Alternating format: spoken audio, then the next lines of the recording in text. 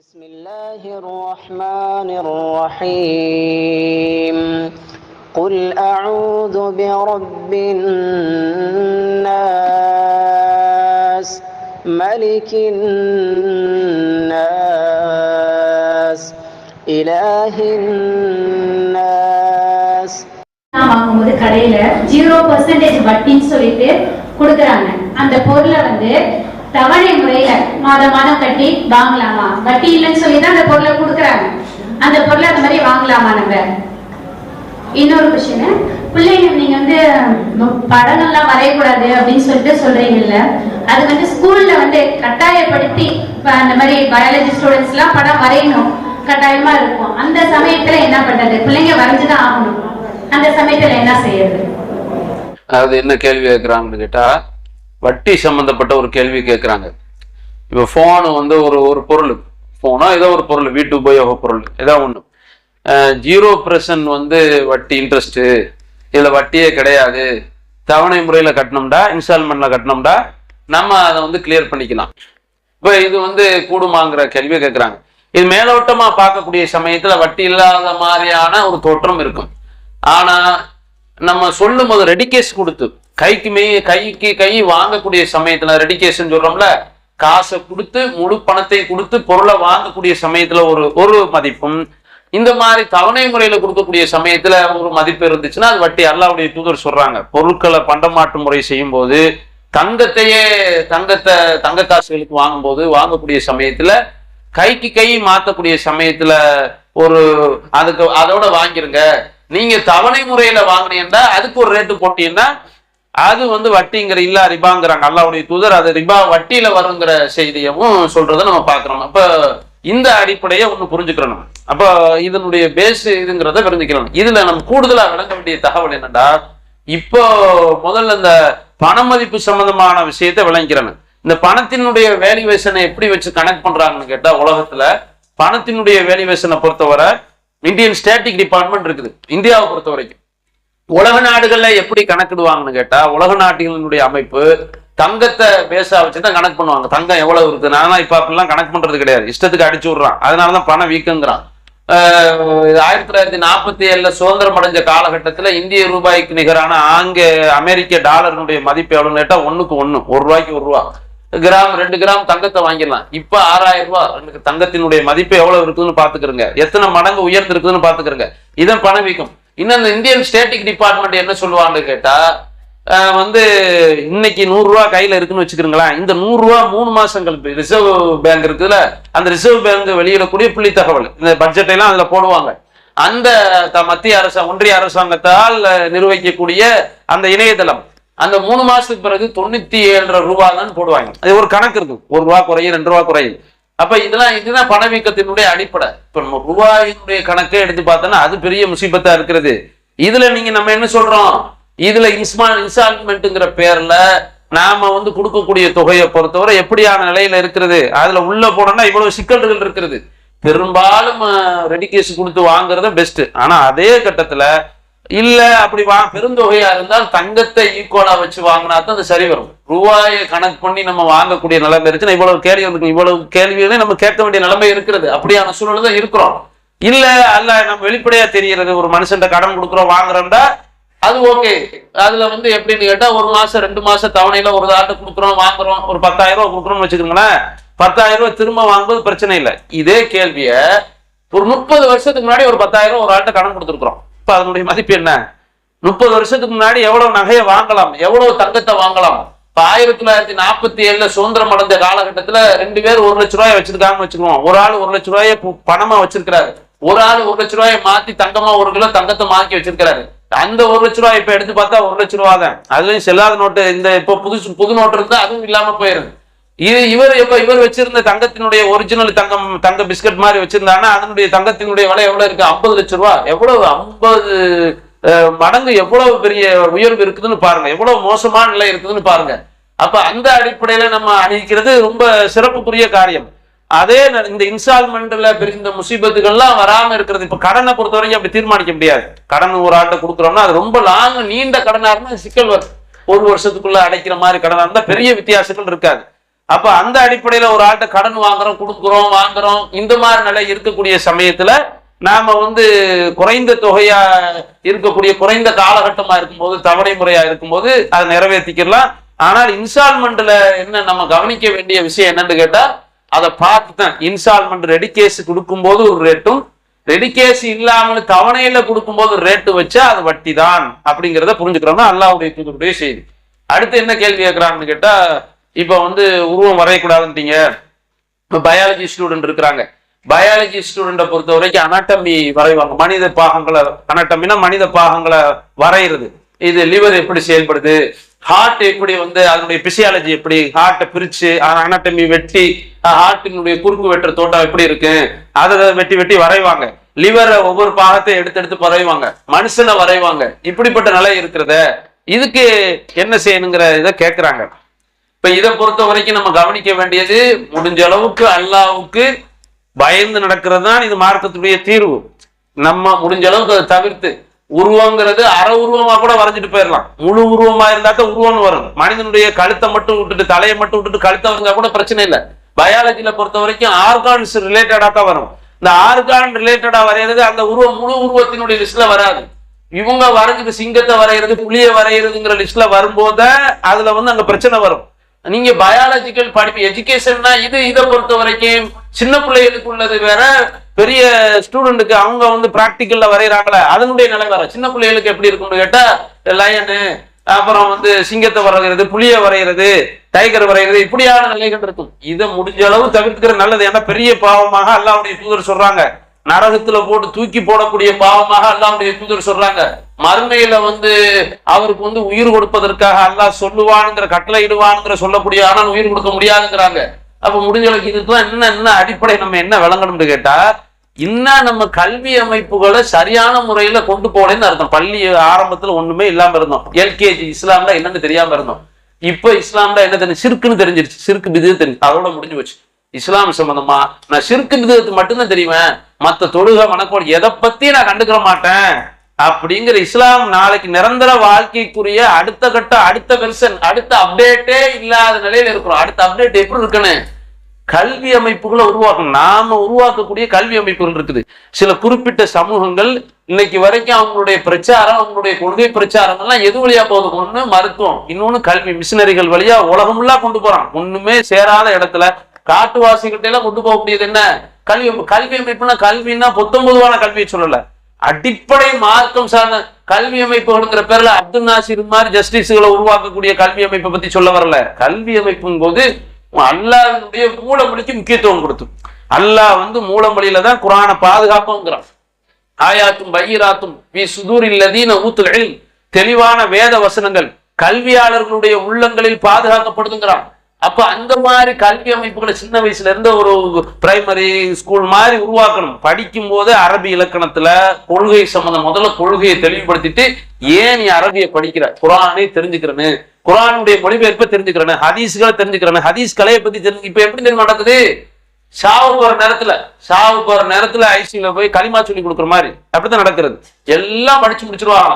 என்ன உலகத்தில் உள்ள எல்லா குர்ஆன் ஓத தெரிஞ்ச மதரசாக்கு அனுப்புறாங்க. ஆம்பளை பிள்ளைகளா இருக்கட்டும், பெண்களா இருக்கட்டும். 20 வயசு ஆயிடுச்சு. 20 வயசுல அனுப்பக்கூடிய சமயத்துல எப்படிப்பட்ட நிலைமை, படிச்சா மதரசாவோட ஆபாக்தா கூட தெரியாது. எங்க மதரசா தூரத்துல இருக்கு, நான் 7 மணிக்கே கிளம்பிடுவேன். படிச்சதுல என்ன கல்வி, மார்க்கத்துல வந்து அதுல நன்மை தரக்கூடிய விஷயம் இருந்தாலும் 190% இந்த உலக நோக்கத்திற்காக குப்பையெல்லாம் படிச்சுட்டு வந்திருக்கிறாங்க. உலகத்துல சர்டிபிகேட் வாங்குறது, சம்பாதிக்கிறதுக்குள்ள கல்வி, அதுக்கு அவ்வளவு முக்கியத்துவம் கொடுக்குறோம். நாளைக்கு இன்னைக்குன்னு கல்யாணம் இருக்கு, உடனே நான் 1 மாசத்துல வந்து கொண்டு வந்து சேர்ப்பாங்க. அடுத்து மாப்பிள்ளை பேசி கல்யாணத்துக்கு அடுத்து கல்யாணம் பண்ணி வச்சிருப்பாங்க. கல்யாணம் பண்ற வயசுல படிக்கிறது, சின்ன வயசுல இருந்து உருவாக்கணுமா இல்லையா? சிறு வயசுல இருந்தே உருவாக்கக்கூடிய அந்த கல்வி அமைப்புகளை நம்ம கல்வி அமைப்புகள் இன்னைக்கு நீங்க பாருங்க, இந்த கல்வி அமைப்புகள்ல சில குறிப்பிட்ட சமூகம் இருக்கிறதுனால இன்னைக்கு உலக வல்லரசுகளா இருக்கிறத பாக்குறோம். இன்னைக்கு பாருங்க, ஒரு இஸ்ரேல்ல ஒரு பிரச்சனைன்னு வந்தா உடனே அமெரிக்காக்காரன் வர்றான், அமெரிக்காவுடைய அதிபர் வர்றான். நம்ம நாட்டுல நடக்குமா?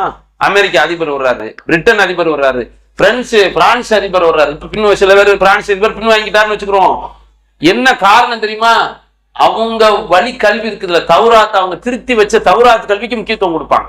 அதுல கரெக்டா அதை பிடிவாதத்தே கொடுக்க மாட்டாங்க. உலகம் முழுவதும் இருக்கக்கூடிய நாடுகள்ல இஸ்ரேல்ல வந்து 90 லட்சம் பேர் யூதர்கள் இருக்கிறாங்கன்னா அமெரிக்காவில மட்டும் 60 லட்சம் பேர் இருக்கிறாங்க. அவன் வந்து இந்த அரசியலை தீர்மானிக்கக்கூடிய பெரிய வணிகர்களா இருக்கிறான். அவனுடைய என்ன காரணம்? அவனுடைய அடிப்படையை விட்டு கொடுக்க மாட்டான். அவன் மற்ற விஷயங்களை வழிகிட்டு போறான். அடிப்படை அவனுடைய இனம் சார்ந்த அடிப்படையை விட்டு கொடுக்க மாட்டேங்கிறான். நாம மார்க்கத்தினுடைய நிலைப்பாடுகள்ல இதை விட்டு கொடுக்க போய்த்த இந்த மாதிரி சிக்கல்கள்லாம் வர்றதை பாக்குறோம். இந்த மாதிரி எதிர்நோக்கக்கூடியதை பாக்குறோம். இப்ப யோகா பண்றாங்க, அந்த மாதிரி ஸ்கூலுக்கு அனுப்பி வைக்கிறோம். அதுக்கு என்ன செய்யறது? அது வந்து அது மாதிரி வந்து பிரேயர்ங்கிற பேர்ல சிறுக்கான பாடல்கள் படிக்கப்படுது. அதுக்கு என்ன செய்யறதுன்னு கேள்வி கேட்கிறோமே. நாம இந்த பள்ளி உருவாக்கணும், ஏசி பள்ளி ஆயிடுச்சு, 2 மாடி ஆயிடுச்சு, 3 மாடி ஆயிடுச்சு, நம்ம காசு போனோம், ரமலானுக்கு நம்ம என்ன நினைக்கிறோம்? ரமலானோட ரமலான் முடிஞ்சு வச்சு, ரமலானோட ரமலான், அதான் நமக்கு முஸ்லீம், அதான் நமக்கு தௌஹீத்வாதி. அங்க அவங்களுக்கு நமக்கு வித்தியாசம் இல்லாம போகுது. அடுத்து நம்முடைய பிள்ளைகள் அடுத்த ஜெனரேஷன் கேள்வி. இப்போலாம் ரொம்ப சந்தோஷமா இருக்குது. சில ஒரு காலகட்டத்துல பள்ளிவாசல விட்டு அடிச்சு நொறுக்கப்பட்டோம், விரட்டப்பட்டோம். அப்படிப்பட்ட நிலைமை. எதிர்த்தரப்புல சுன்னத் ஜமாத்தை சேர்ந்த முத்தவள்ளி இருப்பார், அவர் தகப்பனாரா இருப்பார், புள்ள தௌஹீத் ஜமாத்துல இருப்பான். 2 பேர் அடிச்சுட்டு 2 பேரும் ஜெயிலுக்கு போன செய்தியெல்லாம் நீங்க கேள்விப்பட்டிருப்பீங்க. அப்படிப்பட்ட நிலைகள்லாம் இருக்கு, அந்த மாதிரி சூழ்நிலையெல்லாம் இருக்கு. அவ்வளெல்லாம் எதுக்காக? ஒரு ரக்காயத்து நெஞ்சில தக்பீர் கட்டி தொழுவதற்காக, அல்லாஹ்வுடைய மார்க்கத்தின் அடிப்படையில இணை வைப்பு கூடாது, தர்கா வழிபாடு கூடாது என்று சொல்வதற்காக. இன்னைக்கு என்ன நிலைமை? அந்த ஏகத்துவவாதிகளினுடைய பிள்ளைகள் உயிரை கொடுத்து உருவாக்கின சில பேர் கொல்லப்பட்டிருப்பார்கள். அப்படி உருவாக்குன ஏகத்துவ அல்லாஹ்வை மட்டும் வணங்குவதற்காக கட்டப்பட்ட பள்ளிவாசல்களுக்கு அந்த ஏகத்துவவாதியினுடைய பிள்ளைகள் வரல, பள்ளிவாசலுக்கு வரல. அப்ப எங்க போய்கிட்டு இருக்கிறது? அடுத்து என்ன தெரியுமா? இப்படி போனா மலக்குமார்கள்னு இமாம் மட்டும்தான் மிஞ்சி இருப்பாங்க. பள்ளிவாசல் காட்சி பொருளாயிருக்கு. பல நாடுகள் அப்படி இருக்கிறது. பல நாடுகளை நீங்க பாத்துக்கிறீங்க. குர்ஆனுடைய மூலப்பிரதி பாதுகாக்கப்பட்டது உஸ்பெகிஸ்தான். இமாம் புகாரி வாழ்ந்த ஊரு. அதுல வந்து 98% முஸ்லிம்களான கம்யூனிஸ்ட் ஆட்சி. இப்ப வந்து கஜகிஸ்தான்ல எடுத்துக்கிறீங்க, தஜிகிஸ்தான் எல்லாம் ஒரு 10-15 நாடு சோவியத் ரஷ்யாவோட சேர்ந்தது. தஜிகிஸ்தான்ல இப்ப ஹிஜாப் அணியக்கூடாதுன்னு யாரு? இமாம் அலி ரஹ்மான் பிரதமர் அதிபர் சட்டம் போட்டிருக்கிறான். 30 வருஷம் ஆட்சி செய்யறான். 1500 பள்ளிவாசல் மூடப்பட்டிருக்கிறது. இங்க நம்ம சொல்றோம், அங்க என்ன நிலைமைன்னு பாருங்க. 98% முஸ்லிம்கள். இஸ்லாம் இல்ல, இஸ்லாத்தை வாழ்வியல் நெறியா கடைபிடிக்கல. பள்ளிவாசல்கள் காட்சி பொருளாக, எல்லாம் குர்ஆன் காட்சி பொருளாகத்தான் இருக்குமே தவிர நாம பின்னோக்கி போயிடும். அல்லாஹ்வுடைய தூதர் சொல்றாங்க, அதுதான் அப்படிப்பட்ட நிலை ஏற்படும். மார்க்க அறிவு உயர்த்தப்படும், குர்ஆன கல்வி உயர்த்தப்படுங்கிறாங்க. அப்ப அந்த குர்ஆன் சார்ந்த கல்விக்கு முக்கியத்துவம் கொடுக்கணும். அந்த கல்வி இது நம்ம தீர்வா சொல்றோம். கேட்ட கேள்வி என்னன்னு கேட்டா, இதுக்கு என்ன செய்யணுங்கிறது இந்த தீர்வாவே எடுத்து செய்யணும். இது முக்கியமான தீர்வு. வேற வழி இல்லைன்னா வரைஞ்சிட்டு போ, வழி இல்லைன்னு எப்ப பார்த்தாலும் வழி இல்லைன்னு சொல்றதா? ஒரு ஆள் இருக்கும்போது வழி இல்லைங்களாம். இல்ல எனக்கு என்ன நிலையா இருந்தாலும் சரி, நான் உருவம் வரைய மாட்டேன்னு எந்த நிலையில இருந்தாலும் சரி, வழி இருக்கிற நிலையும் சரி, வழி இல்லாத நிலை நான் உறுதியா இருப்பேன்னு சொல்றதுங்கிறது வேற. இது அடுத்த கட்டம் ஜமாத்தை நம்ம முடிவு செய்யறது, இந்த மாதிரி பணிகள் செய்யறது, ஜும்மா நடத்துறது மட்டும் நம்ம கடமை கிடையாது. அடுத்து கல்வி அமைப்புல நம்ம அடுத்து களம் காண வேண்டும். மிக முக்கியமாக நம்ம கேள்வியெல்லாம் கேட்டாங்க. அதாவது வந்து வக்கீலு, இந்த மாதிரி தொழில், நீதித்துறைக்கு, சட்டத்துறை, காவல்துறைக்கு எல்லாம் போறாங்க. அதெல்லாம் அடிப்படையை உருவாக்கணும்ல. காவல்துறையில பாருங்க, தாடி வைக்கிறதுக்காக போராடி இருக்காரா இல்லையா? அடிப்படை சரியா இருந்துச்சு. எத்தனை முஸ்லிம் காவலர்கள் இருக்காங்க தாடி இல்லாம இருக்கிறாங்க? தொழுகை இல்லாத காவலர்கள் எத்தனை பேர் இருக்கிறாங்க? அப்ப அவங்களுடைய நிலைப்பாடு என்ன? அடிப்படை சரியான வித்துக்களை உருவாக்கல. அப்ப அதுவும் நாம கொள்கையை சொல்லக்கூடியவங்க, நாம இப்ராஹிம் அலைஹிஸ்ஸலாமுடைய வழிமுறையை பின்பற்றோம்னு சொல்றோம். நாம இன்னும் தெளிவாக அதுல முனைப்பு காட்ட வேண்டும்ங்கிறத இதை பதிலாக சொல்லிக்கிறோம். வழிமுறைப்படி நாம் யூதர்கள் மாறு செய்ய வேண்டும் என்ற அடிப்படையில் 9ஆம் நாள் 10ஆம் நாள் ஆகிய 2 நாட்கள் நோன்பு நோட்டு வருகிறோம். ஒரு சில நேரங்களில் சில தடுக்க முடியாத காரணத்தால் 9ஆம் நாள் நம்மால் நோன்பு நோக்க இயலவில்லை. அதனால் 10ஆவது நாள் மட்டும் நோன்பு நோக்கலாமா? அப்படி என்றால் நாம் யூதர்களுக்கு மாறு செய்ய வேண்டும் என்ற அடிப்படை இல்லாமல் போகிறது. அதனால் 10 அல்லது 11 என்று சேர்த்து நோன்பு நோக்கலாமா? இதற்கான சரியான விளக்கத்தை தரவும். முஹர்ரமுடைய ஆஷுரா நோன்பு, ஆஷுரானாவே 10ன்னு அர்த்தம். இந்த ஆஷுரா நோன்பு வந்து யூதர்களுக்கு மாறு செய்யறங்கிற அடிப்படையில 9 நோன்பு வைக்க சொன்னாங்க. அல்லாஹ்வுடைய தூதர் சொல்றாங்க, மதீனாவுக்கு வர்றாங்க, அது வரைக்கும் 10 தான் வச்சுக்கிருந்தாங்க. 10 எப்படி நேட்டா ரமலான் நோன்பு கடமையாக்கப்படுறதுக்கு முன்பாகவே அஷ்ர் அந்த 10ஆவது நாள்ல தான் அல்லாஹ்வுடைய தூதர் நோன்பு வச்சாங்க. அப்ப அந்த 10ஆவது நாள்ல நோன்பு வைக்கக்கூடிய சமயத்துல அந்த 10ஆவது நாள்ல தான் காபிர்கள் கூட அந்த காபாவுக்கு திரைச்சிலை போத்துவாங்களாம். அப்புறம் ரமலான் கடமையாக்கப்படுது, விரும்பினவங்க நோன்பு வச்சிருக்கோங்க, விரும்பினவங்க நோன்பு விட்டுருங்கன்ட்டாங்க. என்ன ஆகுதுன்னு கேட்டா, இது வரைக்கும் யூதர்கள் நோன்பு வைக்கிற சம்பந்தமா டீட்டெயில் கிடைக்கல ரசூலுல்லாஹ்வுக்கு. அப்ப அப்படி இருக்கக்கூடிய சமயத்துல ஹிஜ்ரி 10 தானே இறந்து போறாங்க. ஹிஜ்ரி 9-10 கடைசியில 9ல வந்து ரசூல் ஸல்லல்லாஹு அலைஹி வஸல்லம் இருக்கக்கூடிய சமயத்துல தகவல் வருது, இவங்களும் வைக்கிறாங்க, யூதர்களும் வைக்கிறாங்கன்னு வரும்போது ரசூலுல்லாஹ் சொல்றாங்க, என்ன காரணம்னு கேட்கிறாங்க. இந்த நாள்ல தான் எங்களை வந்து அல்லாஹ் வந்து ஃபிரௌன்ட்ட இருந்து காப்பாத்தினா, மூசா அலைஹிஸ்ஸலாமை காப்பாத்தினா, அதுக்கு நன்றி தெரிவிக்கிறதுக்காகத்தான், மகத்துவப்படுத்துறதுக்காக இந்த நாள்ல நோன்பு வைக்கிறோம்ங்கிறாங்க. அப்ப ரசூலுல்லாஹ் சொல்றாங்க, நஹ்னு அஹ்கு பிமூசா மின்கும், உங்களை விட மூசாவுக்கு அதிக நன்றி கடன் பட்டவர்கள் நாங்கள் தான், தகுதியானவர் நாங்கள் தான் சொல்லிட்டு அடுத்த வருஷம் நான் ஹயாத்தோட இருந்தேன்டா 9ஐயும் சேர்த்து வைப்பேன்டாங்க. அப்போ இது யூதர்களுக்கு மாற்றம் பண்ணதுக்காக செஞ்சாங்கிற செய்தி வருது. அப்ப இந்த இது அந்த செய்தியினுடைய சாராம்சம். இப்ப என்ன கேள்விண்டா, தவிர்க்க முடியாத சூழ்நிலையா போயிடுச்சு. இப்ப யூதர் கூட ஒத்து நடக்கிற மாதிரி இருக்கனாட்டா அப்படி எடுத்துக்கிற முடியாது ரசூல். அப்ப அதுவும் யூதர்களுக்கு ஒத்து நடக்கிறன்னு சொல்லியிருப்பாங்க. சரி 11 வைக்கலாமாப்பா, 9 வைக்க முடியல, மற்ற பிரச்சனை, பெண்களுக்குள்ள பிரச்சனைகள்லாம் இருக்கிறது, 11 வைக்கலாம்னு கேட்டா 11 வைக்கிறது சம்பந்தமா இப்னு அப்பாஸ் அறிவிக்கக்கூடிய ஒரு செய்தி வருகிறது. இந்த செய்தியினுடைய அறிவிப்பாளர்ல ஒரு அறிவிப்பாளர் திரும்ப முகமது அப்துல் ரஹ்மான் பின் அபி லைலாங்கிறவர் வந்து என்ன செய்யறாருன்னா, இவர் தான் எல்லா அறிவிப்புலையும் வர்றாரு, இப்னு அபி லைலான்னு சொல்லுவாங்க. இவர் வந்து பார்த்தோம்னா அறிஞர்கள்லாம் பெரிய பெரிய ஹதீஸ்களை வல்லுநர்கள் அஹ்மது இமாம் யஹ்யா இப்னு மஈன் போன்றவர்கள்லாம் எப்படி விமர்சிக்கிறாங்கன்னு கேட்டா, இவர் வந்து செய்யுல் ஹிஃபுல், இவர் வந்து கெட்ட மோசமான மனநத்தன்மை உள்ளவர்னு விமர்சிக்கிறாங்க. அப்ப அந்த செய்தி வந்து சீனுக்கு வராது, அது சரியான செய்தி கிடையாது. 11, 10, 11ங்கிற செய்தி சரியான செய்தியா வராது, 9, 10 சரியான செய்தி. அதுக்காக ஒரு ஆள் ஒன்னும் பிடிக்கிறாருன்னா அது யூதர்களோட ஒப்பிட்டு நடக்கிறது, மாறு செய்யாமல் பிடிச்சா 10, 9, 10 தான் பிடிக்கிறதுனா அல்லாஹ்வுடைய தூதர் சொல்லல. அது சிறப்புக்குரிய ஒரு விஷயமா சொன்னாங்க, மாறு செய்யற விஷயமா சொல்றாங்க, வேணுக்கும் செய்யல. இந்த மாதிரி சூழ்நிலை ஏற்பட்டு போச்சு, தாராளமா 10 பிடிக்கலாம். படிக்க வைக்கிறோம், ஒரு வயது வந்தோம்னா அவங்க வயதுக்கு வந்துடுறாங்கல்ல, அப்ப ஸ்கூல் அனுப்பும் போது ஹிஜாப் என்பது ரொம்ப முக்கியமான ஒரு விஷயம். ஏன்னா சில இடத்துல ஹிஜாபே போறாங்கன்னு சொல்றாங்க, தமிழ்நாட்டுல இல்ல மற்ற மாநிலத்துல இருக்கு.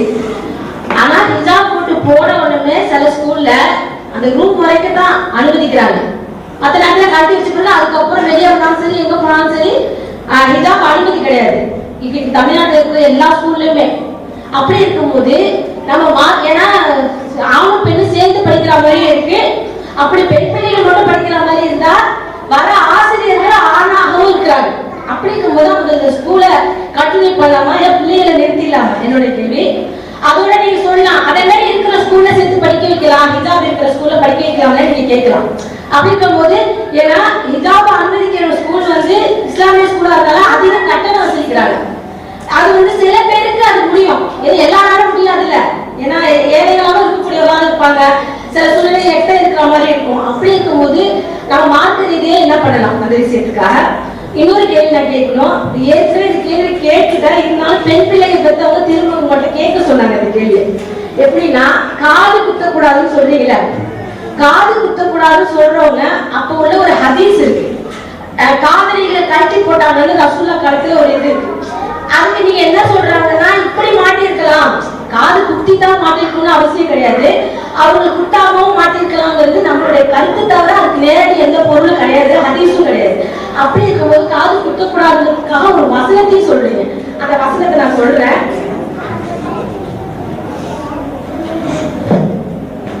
நாலாவது அத்தியாயத்துல 118, 119வது வசனத்துல சொல்றீங்க, அவனே அல்லாஹ் சபித்தான், நான் உன் அடியார்களின் குறிப்பிட்ட தொழிலை எடுத்துக்கொண்டு அவர்களை வழிகெடுப்பேன், அவர்களிடம் தவறான எண்ணங்களை ஏற்படுத்துவேன், அவர்களுக்கு நான் ஏற்பேன், அவர்கள் கால்களின் காதுகளை அறுப்பார்கள்.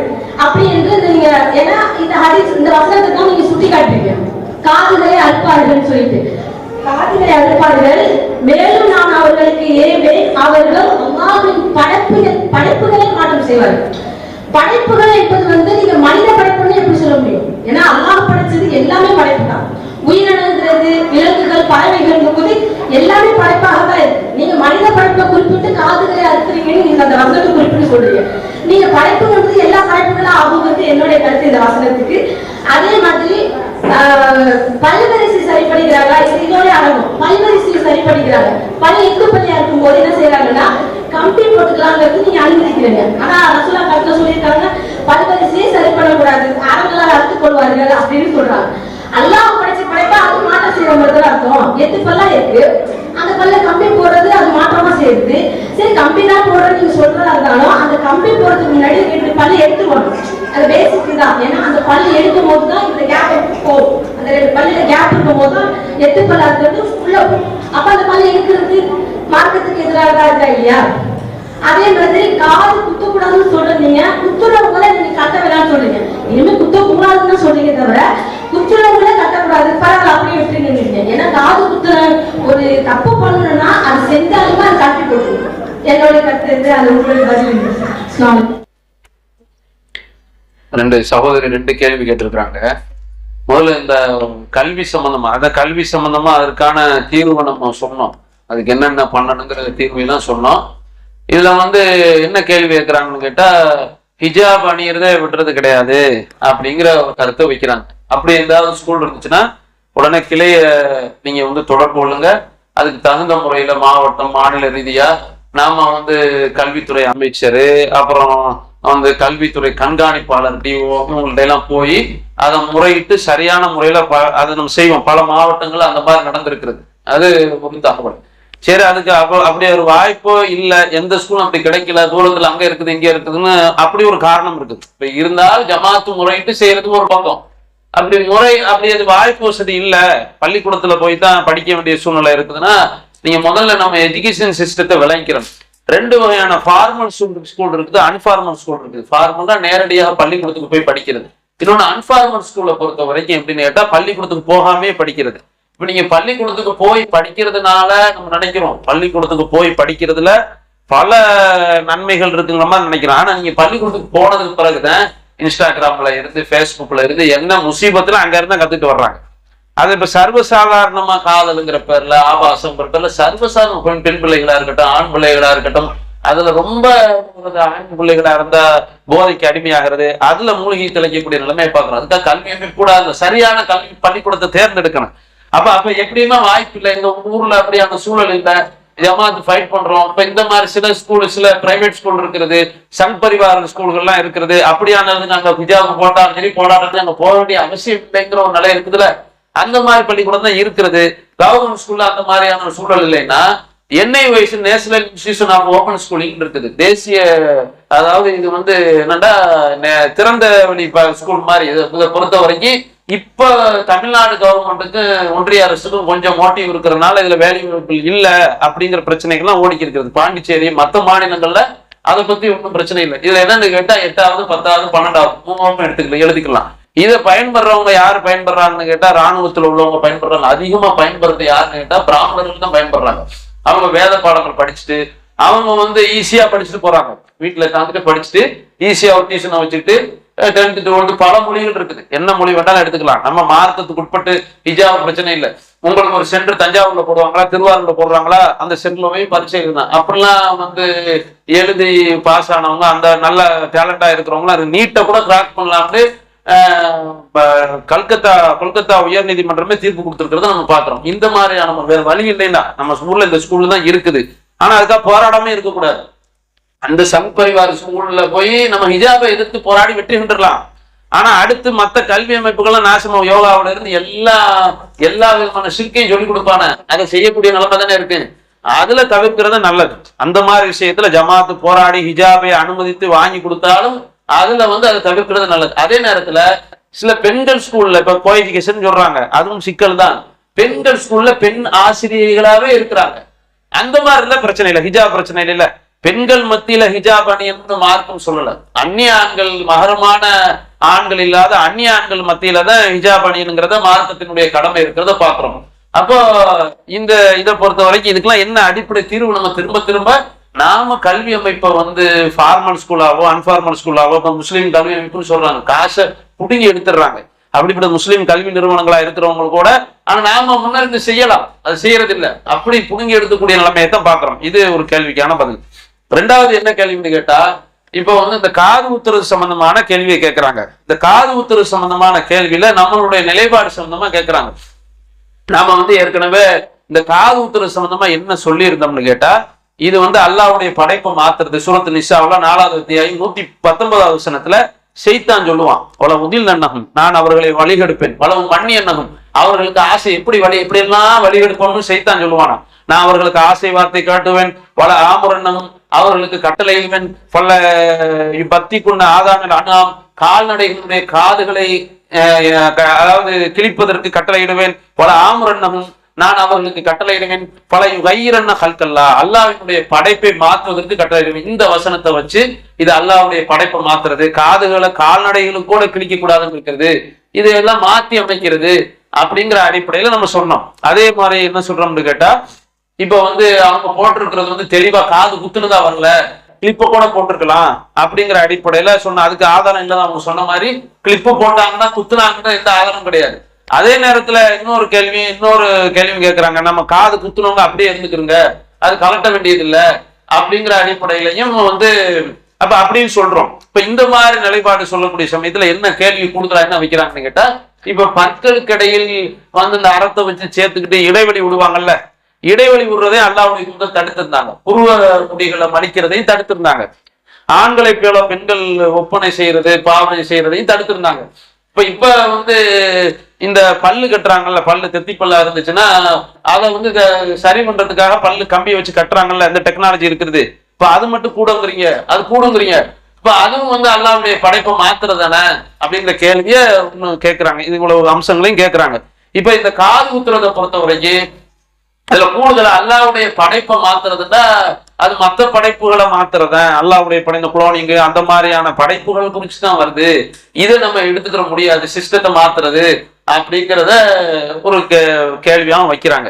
முதல்ல இந்த காது குத்துறது சம்பந்தமாக நம்மளுடைய நிலைப்பாடு இதுல சொன்னதெல்லாம் சரி, அதுல மாற்றுக்கிறது இல்லை. ஆனால் இந்த குறுக்கு கேள்வி கேட்கிறாங்கல்ல, அல்லாஹ்வுடைய படைப்பை மாத்துறதுங்கிறத பொறுத்தவரை இது 19 சொன்னா 19 தான் நம்ம எடுத்துக்கிற முடியும். அல்லாஹ்வுடைய படைப்பு என்பது காதுல ஓட்டை இல்லாம அல்லாஹ் உருவாக்கி இருக்கிறானா. சில பேர் கத்தனாவை கூட கேட்பாங்க, கத்தனாவை அதுவும் அல்லாஹ்வுடைய படைப்பு மாத்திர மாத்தானா, அது ஹதீஸ் தெளிவா இருக்கிறது, அதுல ஹதீஸ்கள் தெளிவா இருக்குது. சில முடிகளை எடுக்கிறது சம்பந்தமான ஹதீஸ்கள் தெளிவா இருக்குது, நெகம் வெட்டுறது சம்பந்தமான ஹதீஸ் தெளிவா இருக்குது. அல்லாஹ்வுடைய தூதர் சொல்லிட்டாங்க, அது படைப்பு மாத்திரத்தை எடுக்க முடியாது, அது சுத்தம் செய்வதற்குள்ளதாக நம்ம எடுத்துக்க முடியும், அதுவே நம்ம உணரலாம். இப்ப இதுல காது குத்தி அது காது குத்தாமையா அல்லாஹ் படைச்சிட்டான், அப்படி ஒரு நிலை வருதா இல்லையா? சரி, இது பல்லுக்கு பின்னால வரும். இப்ப இதை கூட சில இடங்கள் என்ன பண்றாங்க, அல்லாஹ்வுடைய இதெல்லாம் நீங்க அல்லாஹ்வுடைய படைப்பை மாத்துறது இல்லைன்னு சொன்னா என்ன பண்றாங்கன்னு கேட்டா, இப்போ என்ன டெக்னாலஜி என்ன மாறி போயிடுச்சு, ரசூலுல்லாஹ் சொன்னாத குர்ஆன்ல இல்லாத விஷயங்களை எடுத்துக்கோமே. பச்சை குத்துறதுலாம் ஹதீஸ் தடை இருக்கிறது. நாக்கை வெட்டி விட்டுக்கிறாங்க, ரெண்டா வெட்டி விட்டு அதுல ஒரு ஏதோ ஒன்று பண்றாங்க, ஆபரேஷன் பண்ணிக்கிறாங்க. அப்புறம் என்னன்னு கேட்டா கழுத்துக்கு பெரிய வளையல்கள் போட்டு வச்சு அது சில பழங்குடிகள் செய்யறாங்க, அதுவும் அதை புதுசு புதுசாக உருவாக்குறாங்க. கழுத்தை நீளமாக்குறதுக்கு வளையல்களை போடுறது, அப்படியே ஒரு அல்லாஹ்வுடைய படைப்பு தானே, அல்லாஹ் கழுத்துனா இப்படித்தானே செட் பண்ணி வச்சிருக்கிறான். இந்த மாதிரி வேலைகளை செய்யக்கூடியதை பாக்குறோம். அப்ப அல்லாஹ்வுடைய படைப்பை மாத்துறது என்பது இதெல்லாம் சின்ன சின்ன விஷயங்கள், பெரிய வேலையை பண்ணிக்கிட்டு இருக்கிறான். அல்லாஹ்வுடைய படைப்பை மாத்துற செட்டிங் தான் இப்ப நடந்துருக்கு. நம்மளே அறியாமல அந்த சிச்சுவேஷன்ல உட்கார்ந்துட்டு இருக்கிறோம். ஷைத்தானுக்கு பிடிச்ச அமல் என்னன்னு கேட்டா, கணவனுக்கு மனைவிக்கு மத்தியில பிரிவினையை ஏற்படுத்துறது. கணவன் மனைவி பிரிவினை ஏற்படுத்தினா கணவன் குடிகாரனா இருக்கிறான், இணை வைப்பாளரா இருக்கிறான், மனைவி கொள்கையில எல்லாம் பிரிஞ்சுக்கிறது நல்லது. நூஹ் அலைஹிஸ்ஸலாம் அவனுடைய மனைவி லூத் அலைஹிஸ்ஸலாமுடைய மனைவி பிரிஞ்சுக்கிறது நல்லது. ஆனால் என்ன நிலைமை இருக்கிறது, சாதாரணமா எப்படியான அமைப்பு, கணவன் மனைவி மத்தியில பிரிக்கிறது என்பது அது மட்டும் கிடையாது. நல்லவர்களுக்கு மத்தியில பிரிச்சால் அது அடங்கு. பிரிக்கிறதுனா வெறுமனே பிரிக்கிறது மட்டும் கிடையாது, கணவன் மனைவி என்ற வாழ்க்கை பந்தத்தை குறைக்கக்கூடிய வகையில் அதை மாற்றி அமைக்கக்கூடிய அல்லாஹ்வுடைய படைப்பை மாற்றக்கூடிய வேலைகளும் நடந்து கொண்டிருக்கிறது. இப்ப அல்லாஹ்வுடைய படைப்பை மாற்றக்கூடிய வேலைகள் என்ன பண்றான், ஆணுக்கு பெண்ணு சமங்கிற ஒரு நிலையை கொண்டு வர்றான். ஆணு எப்படி வேண்டாலும் இருந்துக்கலாம், பெண்ணு எப்படி வேண்டாலும் இருந்துக்கலாம், ஆண் ஆணோட போய்க்கலாம், பெண்ணு பெண்ணோட போய்க்கலாம், எல்ஜிபிடிங்கிற பேர்ல எல்லாம் கொண்டு வர்றானே. அப்ப டேஞ்சர். அல்லாஹ்வுடைய படைப்பை மாத்துறங்கிறது அது எல்லாத்தையும் உள்ளடக்கின வார்த்தை, அது போகவே கூடாது, அந்த பக்கத்துல நெருங்கவே கூடாது. அல்லாஹ்வுடைய படைப்பை மாத்திரங்கிற ஒரு விஷயத்துல நாம வளைஞ்சு கொடுத்தோம்டா, காது குத்துறதானு வளைஞ்சு கொடுத்தோம் என்றால் பல விஷயங்கள் இதுல அடங்கி இருக்கிறது. சாதாரண நினைச்சு கொடுக்குறோம் பல விஷயங்களை. இது எல்லாமே நீங்க கவனிக்க போனீங்கன்னா, நம்ம கல்வி அதிகாரத்துல பங்கெடுக்கிறது, நம்ம சமூகத்தை பாதுகாக்கிறது ஒரு பக்கம், பள்ளிக்கூடங்கள்ல அப்படி ஒரு போதிப்பு உண்டாக்குறான் பாருங்க. சோசியலிசங்கிற பேர்ல ஆணு பழகலாம், கை கொடுத்துக்கலாம், பெண்ணும் வயதுக்கு வந்த ஆணு பெண்ணும் கை கொடுத்துக்கலாம், பக்கத்துல உட்காந்துக்கலாம், பாய் ஃப்ரெண்ட் வச்சுக்கலாம், கேர்ள் ஃப்ரெண்ட் வச்சுக்கலாம். இதெல்லாம் எதை காட்டுது, நீ இப்பவே என்ன வேண்டாலும் பண்ணிட்டு போ, கணவன் மனைவி லிவிங் டுகெதர் லிவிங்ல இருக்க போறோம்னா என்ன அர்த்தம்? கல்யாணம் பண்ணாம வருஷக்கணக்குல வாழ்வது. இது ட்ரெண்ட் ஆகி இருக்கிறது. இதெல்லாம் மேலை நாடுகள்ல இருந்தது. கல்யாணம் பண்ணாம என்ன வேணாலும் எப்படி வேணாலும் இருந்துக்கலாம். அப்ப இந்த விஷயங்களை ஒரு பொது வார்த்தையை அல்லாஹ் சொல்றான்டா, அதுல ஷைத்தான் வந்து அவ்வளவு வேலை பண்றாங்கிறத நம்ம புரிஞ்சுக்கிறோம். ஷைத்தானுக்கு பிடிச்சாமல அதானே அல்லாஹ்வுடைய தூதர் சொல்றாங்க, வலா இப்லீஸ் அர்ஷஹு அலல் பஹர், இப்லீஸ் தன்னுடைய சிம்மாசனத்தை கடல் மீது நிறுவி இருக்கிறான். அவங்கள்ட்ட வந்து தாங்கள் செய்த ஜின் ஷைத்தான்கள் வந்து தங்களுடைய தீமைகளை கொண்டு வந்து சொல்லுவாங்களாம். அப்ப யாரை பார்த்து நியமானித்தன்னு ஒருத்தனை பார்த்து சொல்லுவானா, அவன் சொல்லுவானா கணவனுக்கு மனைவிக்கு மத்தியில பிரிச்சுட்டேன், கணவன் மனைவி பிரிச்சுட்டா நல்ல கணவன் மனைவி பிரிக்கிறதே எடுத்துக்கிறேன், இல்ல டோட்டல் செட்டப்பை மாத்தி அமைக்கிறது. இந்த மாத்தி அமைக்கக்கூடிய அப்ப செட்டப்பை மாத்தி அமைக்கிறதுனா காது எப்படி படைச்சிருக்கானா அல்லாஹ்வுடைய நிர்பந்தங்கிறது வேற, ஆபரேஷன்ங்கிறது வேற, நோய்ங்கிறது வேற. அப்ப மாத்தி அமைக்கக்கூடிய சூழல் இருந்தது என்றால் அதை நம்ம கவனிக்கணும். இப்ப காதுல இருந்து காதுல இல்லதான், காதுல குத்துனாங்களா போட்டாங்களா கிளிப்பு போட்டாங்களா நம்ம சொல்ல வரல, இல்லதான், அதுல மாட்டுக்கிறது இல்ல. பேணுதல் என்ன அல்லாஹ்வுடைய படைப்பை மாத்திரங்கிற லிஸ்ட்ல வருதா இல்லையா, அதைத்தானே பார்க்கணும். ரெண்டாவது நம்ம சொல்லி இருந்த காதுல வந்து குத்துனா போட்டுக்கிறோங்க. ஆனால் நம்ம இன்னும் நம்ம கவனிக்க வேண்டிய விஷயம் என்னன்னு கேட்டா, குத்திட்டால் சில பேருக்கு என்ன கேட்டா அதை எடுத்தா தூந்து போயிடும், அது அப்படி சேர்ந்துடும். இன்னும் வந்து நாம பேணுதலாக இருக்க வேண்டும். அல்லாஹ்வுடைய படைப்பு நம்ம என்ன நினைக்கிறோம், அல்லாஹ்வுடைய படைப்பை மாத்திட்டோம், மாத்தினா சரி பண்ணக்கூடிய நிலையம் இருக்கிறது. அதுக்குன்னு இருந்தால் அதையும் முயற்சி செய்யணும். குத்துனாருக்குன்னு சொன்னாலும் ஒரு சிறப்புக்குரியது என்னன்னா, அதை வந்து நாம வந்து அதை சரி பண்ணக்கூடிய வழிமுறையை தான் பார்க்கணும். தப்பு செஞ்சுட்டோம், தாய் இப்ப வந்து பச்சை குத்திட்டான், முஸ்லீம் இஸ்லாத்துக்கு வர்றதுக்கு முன்னாடி பச்சை குத்திட்டான், இப்ப அந்த பச்சை குத்துறது லேசர் எல்லாம் பண்றான், அதை அழிக்கிறதுக்கு அது கேன்சர் வருதுங்கிறான். இல்ல பச்சை குத்துறது அழிக்கிற மாதிரியான சூழல் இருக்குது, இல்ல நான் அதை ஆபரேஷன் பண்ணக்கூடிய சூழல் இருக்கு, நான் இஸ்லாத்தை சரியா கடைபிடிப்பேன்னு சொல்றான். அது பேணுதல சிறப்புக்குரிய காரியமா தான் நம்ம சொல்ல முடியும். அந்த வாடை கூட இருக்கக்கூடாது, நான் சரி பண்ணிக்கணும், சரி பண்ணக்கூடிய காரியத்தை சரி பண்ணிக்கலாம்ல, அது ஒரு தகவல். ரெண்டாவது, இந்த பல்லுக்கு இடையில இடைவெளி வர்றது சம்பந்தமாக அந்த கேள்வியை கேட்கிறாங்க. இந்த பல்லுக்கு இடையில இடைவெளி, இந்த பல்லு தேவையில்லாம புடுங்குறதா எடுக்கிறதா இருக்கட்டும், அதுவும் இந்த லிஸ்ட்ல தான் வரும். ஆனா சில பல்கள் இருக்குது, அந்த இவங்க சொல்றது எல்லா பல்லும் அப்படி செய்ய மாட்டாங்க. சிலருக்கு பல்ல என்ன செய்யணும்னு கேட்டா, எனக்குலாம் வந்து சொல்றேன், பல்ல என்னன்னு கேட்டா அந்த சதையை குட்டிக்கிட்டு இருக்கும், இது என்ன செய்ய முடியும், இதை எடுத்துட்டு பண்ணத்தான் செய்யணும். அதை எடுத்துட்டு அந்த மாதிரி நோயின்னு சொல்லிட்டு போயிடலாம். நோய் லிஸ்ட்ல வர்றதை பொறுத்த வரைக்கும் அது கம்பி வச்சு கட்டுறதெல்லாம் மார்க்கத்துல கட்டுற குற்றம் கிடையாது. அவங்க இடைவெளி தேய்ச்சி இடைவெளி விட்டு அதை அழகுக்காக செஞ்சுக்கிடுவாங்க. விக்கு வைக்கிறதுலாம் அந்த மாதிரி தான். எகிப்தியர்கள்ல அவங்கள்ட்ட இருந்து வந்த கலாச்சாரம் தான். அவங்க வந்து மன்னர்கள்லாம் என்னன்னு கேட்டா இளமையை காட்டக்கூடாதுங்கிறதுக்காக விக்கு வச்சு இந்த புருவ முடிய மலிக்கிறது எல்லாமே அந்த முசீபத்துலாம் அந்த எகிப்தியர்கள், அந்த பாரவ மன்னர்கள்ட்ட இருந்து, பிறவன் மன்னவர்கள்ட்ட இருந்து அங்க இருந்த மிடில் ஈஸ்ட் மத்திய கிழக்கு நாடுகள்ல பரவுன ஒரு கலாச்சாரம். அப்ப அப்படிப்பட்ட அந்த கலாச்சாரத்துல அல்லாஹ்வுடைய தூதர் வந்து தேய்ச்சி இடைவெளி விடுறதுன்னு பர்போஸா செய்யறாங்க. நோயின் காரணமாக பள்ளி வந்து கொஞ்சம் மேல எந்திரிச்சு இருக்கிறது, அதை சரி பண்ணி அழகுக்காக, அல்லாஹ் அழகானவன், அழகை விரும்புறாங்கிற அடிப்படையில மார்க்க வரையறைக்கு உட்பட்டு செஞ்சா அதை சரிங்கலாம், அது நம்ம தப்புன்னு சொல்ல முடியாது. அது ஒரு மருத்துவத்துக்கு, அது நோய்க்கான மருத்துவம்.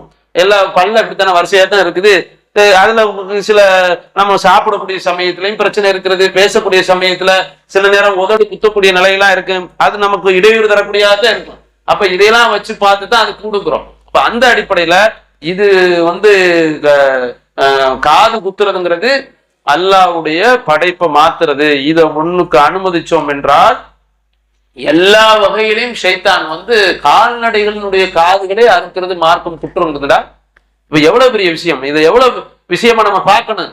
அப்படின்னா என்ன அர்த்தம், அல்லாஹ் ஒழுங்குற அமைக்கக்கூடியவன், அல் முஸவ்விர் உருவம் கொடுக்கக்கூடியவன், அவன் வந்து மனிதனை அழகான தோட்டத்துல படைச்சிருக்காங்கிற விஷயத்த நாம எதிரா நிற்கிறோம், ஷைத்தானுக்கு ஆதரவா நிற்கிறோம் என்றுதான் அர்த்தம். என்ன உலகத்தினுடைய கலாச்சாரம் இருந்துட்டு போகுது. சரி, காது குத்துறது ஒரு அந்த காலத்துல வயசானவங்க முஸ்லீம் அல்லாதவர்களை ஒரு 5 கிலோ தொங்க விட்டுட்டு இழுத்து போடுவாங்களே காது, அதை செஞ்சுக்கலாம். அப்ப காதை இழுத்து காட்டுறதுக்குன்னு செய்வாங்களா இல்லையா? காது குத்துறது கூடுன்னு சொன்னா காதை இழுத்து ஒரு 1 கிலோ 2 கிலோ தங்கத்தை போட்டுக்கிட்டு அந்த போட்டு இழுத்து காமிக்கிறது காதை, அது ஒரு ஸ்டைலு. செஞ்சுக்கலாமா? அப்படி அது கூடுன்னு சொல்லிட்டு போலாமா? ஒண்ணு கூப்பிட்டா அப்ப அல்லாஹ்வுடைய தெரியலையா அப்படி காதை இழுத்து வைக்கணும், காது கூட நீளமாக்கி வைக்கணும் தெரியாமையா இருந்துச்சு, அல்லாஹ்வுக்கு தெரியாமையா இருக்குது. அப்ப இது வந்து அல்லாஹ்வுடைய படைப்பை மாத்திரதான், அதுல எந்த மாற்று கருத்தும் சொல்ல முடியாது. மாவட்டத்துல புள்ளிப்பட்டியல் போடுறாங்கல்ல, அது அல்லாஹ்வை அஞ்சி அல்லாஹ்வுடைய நேசத்திற்காக நம்ம செயல்படுற காரியங்கள்லாம் புள்ளிப்பட்டியலுக்காக செயல்படுற நோக்கத்தில் கொண்டு போய் விடுது இல்லையா? அது அல்லாஹ்விடத்துல நஷ்டத்தை ஏற்படுத்தும்னு நான் நினைக்கிறேன். அதுதான் சகோதரர் என்ன கேள்வி கேட்குறாங்கன்னு கேட்டால், தலைமை மாவட்டத்தின் சார்பாக நல்லா செயல்படக்கூடிய கிளைகள், தாவா பணி செய்கிறாங்க, மருத்துவ பணி செய்கிறாங்க, இதெல்லாம் வந்து செயல்படக்கூடிய கிளைகள் வந்து அதுக்கான புள்ளிப்பட்டியல் வழங்குறாங்க. இந்த புள்ளிப்பட்டியல் வழங்கக்கூடிய சமயத்தில் இது எப்படி ஆக்குதுன்னு கேட்டால், அல்லாவுக்காக செய்கிற மாதிரி தெரியல, இது வந்து அந்த புள்ளிக்காகவே செய்யற மாதிரியான சூழல் இருக்கிறது அப்படிங்கிறத சொல்றாங்க. யதார்த்தமான ஒரு விஷயம் தான், அப்படியான சூழலும் இருக்கிறது. புள்ளிப்பட்டியலை எதுக்காக கொடுத்தோம்னு கேட்டா, ஒரு நன்மையை ஊக்குவிக்கக்கூடிய ரசூலா காலத்துல எல்லாம் புள்ளிப்பட்டியல் கிடையாது தான், அதுக்காக பிதத்துன்னு சொல்ல முடியாது. அது ஒரு நன்மையை ஊக்குவிக்கணும், நன்மையான காரியத்தை செய்யணும், ஒரு டார்கெட் வச்சு அது ஒரு ப்ரோக்ராம் தானே. இத்தனை மணிக்கு நிகழ்ச்சி ஏற்பாடு பண்ணணும், இந்த மாதிரியான நிகழ்ச்சி ஏற்பாடு பண்ணி இந்தந்த டயத்துல இதை செய்யணும் அப்படின்னு சொன்னா வந்து அது மார்க்கத்துல இல்லாதுன்னு சொல்ல முடியாது. நன்மைக்கான ஒரு வாய்ப்பு வசதி வழிதான். ஆனால் அதே கட்டத்தை அதை எப்படி பார்க்கணும்னு கேட்டா, இந்த புள்ளிப்பட்டியலை பொறுத்த வரைக்கும் எப்படி பார்க்கணும், புள்ளிக்காக செய்யக்கூடிய நிலை இருந்ததென்றால் நம்மள்ட்ட மறுமையில அதுக்குரிய எந்த நன்மையும் கிடைக்காது. அது வந்து புள்ளியை வாங்கி சீல்டு வாங்குறதுக்கான ஒரு நிலைப்பாடா இருந்தால், நான் போட்டோ சும்மா ஒரு பேருக்கு ஒரு முள்ள அகற்றப்பட்டது, மத்த எதுவும் செய்யறது இல்லை. பெரிய பாறாங்கள்லாம் கிடக்கும், ரோட்ல பாறாங்கள்லாம் கிடக்கும், செய்யறது இல்லை. அது ரமலான் மாசத்துல மட்டும் பணிகளை செஞ்சுட்டு அவ்வளவுதான், முடிஞ்சு போச்சு. புள்ளிக்கு அந்த மாசத்துல புள்ளிக்காக வந்து நம்ம காசு சேர்ந்தா புள்ளிக்காக செஞ்சிருவோம். இந்த 10 மாசம் செயல் திட்டம் முடிஞ்சு போச்சு. அதோட இப்ராஹிம் அலைஹிஸ்ஸலாமா யாருன்னு அந்த சமூகத்துக்கு சொல்றது இல்லை. இப்ராஹிமா அப்படி ஒரு ஆளா இருந்தாரா, அவர் எங்கிட்ட இருப்பாரு அப்படின்னு சொல்லிட்டு போகக்கூடிய நிலைமை இருந்துச்சுன்னா அது வந்து அல்லாவுக்காக செய்யக்கூடிய ஒரு நிலை இருக்காது, புள்ளிக்காக செய்யக்கூடிய நிலைமை இருக்கு. அதுல நம்ம அல்லாஹ் வந்து என்ன சொல்றான்னு கேட்டா, ஒமா உமிரு இல்லா லியஅபுதுல்லாஹ முஹ்லிஸீன லஹுத்தீன ஹுனஃபா. அல்லாஹ் சொல்றான், அவர்கள் ஏவப்படவில்லை எதுக்காக, முஹ்லிஸீன லஹுத்தீன, வணக்கத்தை களப்பற்ற முறையில், எந்த ஒரு கலப்படமும் இருக்கக்கூடாது, களப்பற்ற முறையில் அவனை உல தூய்மையோடு வணங்கி வழிபடுவதற்காக தவிர அவர்கள் கட்டளையிடப்படவில்லைன்னு அல்லாஹ் சொல்றான். இதுதான் அடிப்படை. இது இல்லாமல் இருந்துச்சுன்னா மறுமை நாள்ல நிப்பாங்கள்ல 3 பேரு, ஒரு ஆள் வந்து இது வல்லலா இருப்பார், ஒரு ஆள் மார்க் அறிஞரா இருப்பார், ஒரு ஆள் அல்லாஹ்வுடைய பாதையில கொல்லப்பட்டவரா இருப்பார். 3 பேர் நரகத்துக்கு போவாங்க. காரணம் என்ன, இஹ்லாஸ் இருக்காது. மக்கள் புகழணுங்கிறதுக்காக ஷஹீதா இருப்பார், அவர் நரகத்துல இருப்பார். மக்கள் புகழணுங்கிறதுக்காக தான தர்மம் செய்திருப்பார், அவர் நரகத்துல இருப்பார். மக்கள் புகழணுங்கிறதுக்காக மார்க்க பிரச்சாரம் பண்றோம், நான் செய்யறேன், புகழணுங்கிறதுக்காக செஞ்சு அங்க நரகத்துல உங்களுக்கு முன்னாடி நம்பி கிடப்பேன். இதை நிலைமை, அல்லாஹ் காப்பாத்தல. அப்ப வந்து இந்த மாதிரியான நிலைகளை பொறுத்தவரை நம்ம சிந்திக்க வேண்டிய விஷயம் என்னன்னு கேட்டா, புள்ளிப்பட்டியல் கொடுக்குறாங்கன்னா அதுக்காக புள்ளிப்பட்டியல் ஊக்குவிக்கிறதுக்கு அதை வச்சு தப்பான முறையில வந்து பயன்படுத்துறாங்கன்னா அது நாளைக்கு மறுமையில அதுல எந்த நன்மை இல்லாமல் போயிடும், உலகத்துல அந்த சீட்டோட முடிஞ்சிடும். அதுதான் இந்த கேள்விக்கான பதில். மெகந்தி போட்டா உளு போகுமா? இன்னொரு நெக்ஸ்ட் क्वेश्चन வந்து, நம்ம நகையை வந்து சூழ்நிலை காரணமாக அடகு வைக்கிறோம், அதுக்கு பிறகு அதை மூட்டுறோம், அல்லாஹ் அந்த பாவத்தை வந்து நம்ம மன்னிப்பானா? வந்து நகையை வந்து என்ன செய்யறோம்னு கேட்டா அடகு வைக்கிறோம், அடகு வச்சுட்டு வந்து அதற்கு வட்டி கட்டுறோம், சூழ்நிலை அதை மீட்டுடுறோம். அப்ப மீட்னா வந்து அல்லாஹ் ரப்புல் ஆலமீன் வந்து அது பாவத்தை மன்னிப்பானா அப்படிங்கிற கேள்வியை கேட்கிறான்.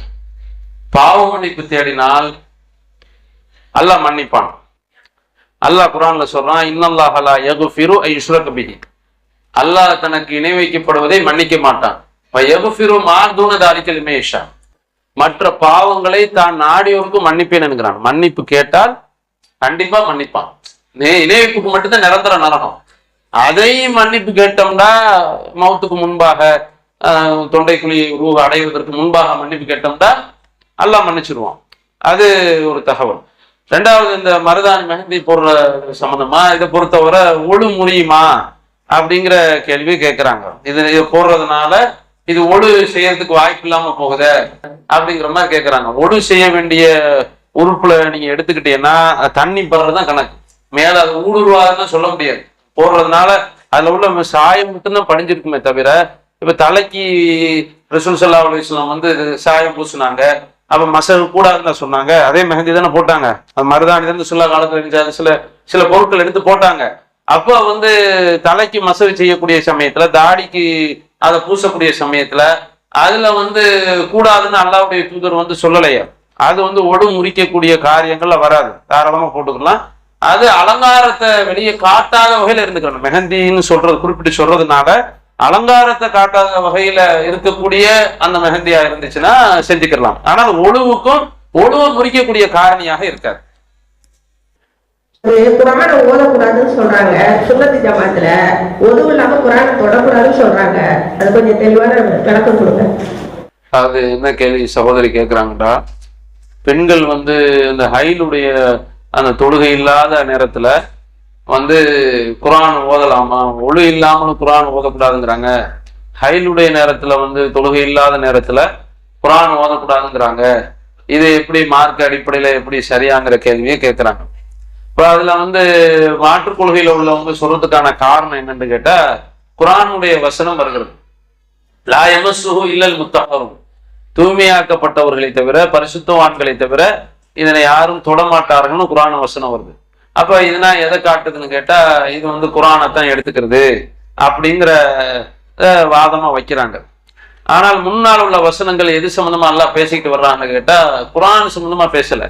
லவ்ஹுல் மஹ்ஃபூலுங்கிற அந்த பாதுகாக்கப்பட்ட ஏடு, டோட்டலாக உலகம் படைக்கப்பட்டதுல இருந்து அல்லாஹ் படைப்பினங்களை படைத்ததுல இருந்து மறுமை நாள் வரைக்கும் கேள்வி கணக்கு வரைக்கும் உள்ள அந்த ஏடு இருக்குதுல, அந்த ஏடு அதுல இருந்து குரான்ல இருந்து எடுத்துட்டு வருவாங்க, அங்க இருந்து எடுத்துட்டு வருவாங்க. அந்த ஏட்டை வந்து தூய்மையானவர்களை தவிர, தூய்மையானவர்கள் வானவர்களை தவிர யாரும் தொடமாட்டார்கள், நெருங்க மாட்டார்கள் அப்படிங்கிறது தான் அந்த வசனம் குறிக்குது. அதுக்கு சம்மந்தம் இல்லை. அப்படி இருந்தாலும் கூட ரசூல் ஸல்லல்லாஹு அலைஹி வஸல்லம் வந்து அதை தெளிவா சொல்லியிருக்கணுங்கிறத விட ரசூல் ஸல்லல்லாஹு அலைஹி வஸல்லம் காபிர்களுக்கு குர்ஆன் வசனங்களை எழுதி கொடுத்து அனுப்புனாங்க, கிழிச்சுலாம் போட்டாங்க. அப்ப காபிர்கள் எழுதினாங்கன்னா காபிர்களை பொறுத்த வரைக்கும் அவங்க ஒழு இருக்காது, அவங்க தூய்மையா இருக்க மாட்டாங்க, அவங்க வந்து அப்படியான நிலையில இருக்கும்போது அல்லாஹ்வுடைய தூதர் வந்து எழுதி கொடுக்காம இருந்திருப்பாங்களே. இப்ப அந்த அடிப்படையில குர்ஆனை பொறுத்த வரைக்கும் தாராளமாக ஓதலாம். அப்ப இது ஒரு விஷயம். இன்னொரு விஷயம் என்னன்னா, ஒழு இல்லாமல் குர்ஆனை ஓதக்கூடாது அப்படின்னு அல்லாஹ்வுடைய தூதர் ஸல்லல்லாஹு அலைஹி வஸல்லம் அவர்கள் குர்ஆனை சொல்லி பிரச்சாரம் செய்தார்கள். குர்ஆனை சொல்லி எத்தனை இடங்களை பிரச்சாரம் செஞ்சிருக்காங்கல்ல, ஒளி செஞ்சுட்டு வந்து குர்ஆனை பிரச்சாரம் செஞ்சுக்கிட்டாங்க. இது மற்ற தொழுகை இல்லாத நேரங்கள் இருக்குது, தாவா பண்ணார்கள், மார்க்க பணி செய்தார்கள், மற்றவர்களுக்கு இஸ்லாத்தை சொன்னாங்க, விவாதம் செய்தார்கள், கிறிஸ்தவர்களோட விவாதம் செய்தார்கள், யூதர்களோட விவாதம் செய்தார்கள். அந்த நேரத்துல வகி வரும். குர்ஆனை ஒளி செஞ்சுட்டு வந்து வகி வந்தா தான் குர்ஆனை சொல்லுவாங்களா? அப்படியான நிலையெல்லாம் இல்லை. அப்போ இன்னும் நம்ம கவனிக்க வேண்டிய விஷயம் என்னன்னு கேட்டா, குர்ஆனை பொறுத்த வரைக்கும் அவங்க இந்த மாற்றுக் கொள்கையில உள்ளவங்க கூட என்ன செய்வாங்கன்னா, குர்ஆன் வந்து ஒழு இல்லாமல் அயில் இருக்கக்கூடிய நேரத்துல ஓதிக்கலாம், தொடத்தம் கூடாது, ஓசை வடிவில ஓதிக்கலாமா, தொடத்த கூடாதுப்பாங்க இந்த வசனத்தை வச்சுக்கிட்டு. அப்போ குர்ஆனை பொறுத்த வரைக்கும் எப்படி இறங்குச்சு? சொல்றதா இருந்தால் ஓதுறதான் சொல்லணும், இவங்க என்ன சொல்றது, தொடுறதான் சொல்லுவாங்க. அப்போ இந்த அடிப்படையில குர்ஆன் பொறுத்த வரைக்கும் எப்படி வந்துச்சுன்னு கேட்டா, தௌராத் மாதிரி இறக்கப்படல. தௌராத்து பலகையில இறக்கப்பட்டுச்சு. அந்த ஆரம்பத்தில் உள்ள முதல் பலகை மூசா அலைஹிஸ்ஸலாமுக்கு கொடுக்கப்பட்டது, அது அந்த டெக்ஸ்டாக அப்படியே கொடுக்கப்பட்டுச்சு. அல்லாஹ்வுடைய தூதருக்கு எழுத படிக்க தெரியாத இந்த சமூகத்துக்கு, எழுத படிக்க தெரியாத அல்லாஹ்வுடைய தூதருக்கு ஓசை வடிவுல தான் அல்லாஹ் அனுப்பி வச்சான். அதுல ஓதக்கூடாதுன்னு சொல்வதற்கு எந்த தடையும் கிடையாது. மலை ஜலம் கழிக்கக்கூடிய அந்த இடங்கள் அதுல வேண்டால் ஓதுவதற்கு தடைன்னு சொல்லலாம். உங்களுக்கு சஜிதாவுல ஓதக்கூடாது. குர்ஆனுடைய வசனங்களை இவ்வளவு தெளிவாக இருக்கிறது. அதுல ஹைல் உள்ளவர்கள், மாதவிடாய் உள்ளவர்கள், அப்புறம் வந்து ஒளி இல்லாதவர்கள் குர்ஆனை வந்து ஓதக்கூடாதுங்கிறதுக்கு, தொடக்கூடாது என்பதற்கு எந்த தடையும் இல்லை, தாராளமா செஞ்சுக்கலாம்.